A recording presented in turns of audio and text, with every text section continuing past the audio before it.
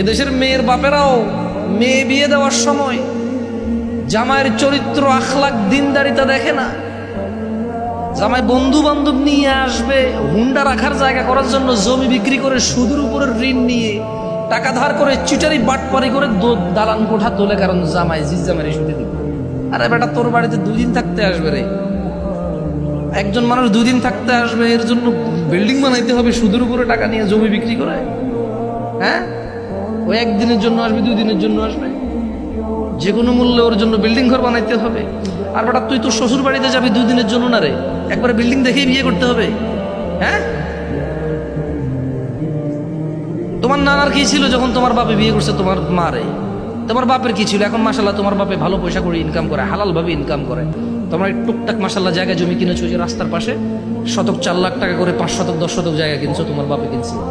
তোমার নানার বাড়ি তো তোমার মামারা ঘর দুয়ার তুলে সুন্দর, এখন মাশাল্লাহ পরিবেশ সুন্দর, মানে পাকাপোক্ত করে ফেলেছে সবকিছু। তোমার মাকে যখন বিয়ে করেছে তোমার বাপ কিছু ছিল না, কি হয়েছে?